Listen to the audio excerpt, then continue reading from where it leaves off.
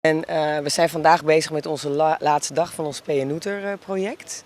Het is het derde jaar dat we dit nu doen. En we zien, het is vandaag de 20e en de 17e begonnen met opereren. En we hebben allereerst de honden getrapt. Daarna zijn ze naar de kliniek gekomen, opgehaald meestal door onze trappers. Ze worden geregistreerd, dan gaan ze naar de care afdeling. Ze worden geprepareerd voor operatie. Dan degenen die goedgekeurd worden om geopereerd te worden, gaan naar binnen, krijgen hun verdoving en worden gesteriliseerd of gecastreerd. Uiteindelijk, nadat ze de medische zorg hebben gekregen, gaan ze naar recovery. En vanuit recovery naar care en dan worden ze weer teruggezet waar ze vandaan komen. Dat kunnen of eigenaren zijn, of ze worden op de straat of het gebied waar ze vandaan komen weer teruggeplaatst. We hebben tot gisteravond 338 gedaan en ik denk dat we vandaag ongeveer eindigen op 430. Dus 30 boven wat we eigenlijk willen realiseren. En dat hebben wij in 4 dagen gedaan met 4 vets, 5 vets. En het hele team wat hier aanwezig is. En iedereen, we komen uit Aruba zelf, we zijn uit Nederland en we zijn ook veel mensen uit Amerika die gekomen zijn.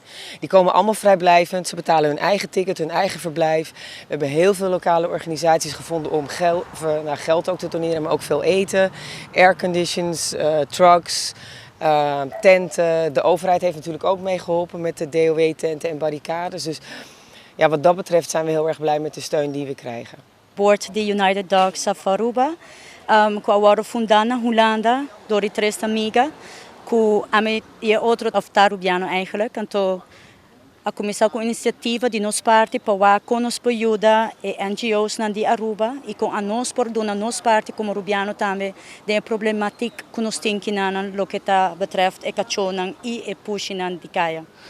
Dus minha colega Cabibessa Mercedes, está dando de 3 anos, nós sabemos com 5 jaar plan, dus é uma questão que nós também para 2 anos mais para nós poder com nos ajuda e com nos chega e crescer em parte aqui e sabe que para nós está onde é melhor. Well, a mensagem está hope duidelijk. Me está contente de ver que o hope de nosso povo está começando a virar pouco a pouco tique mais consciente que se você quer cachorro ou você quer push para botar tempo, para botar placa, para botar roupa e placa para botar bestia no casa. Se você não pôr essa aqui, você não tem tempo, você não tem carinho, e seguro você não tem placa, por favor, não toma bestia na casa.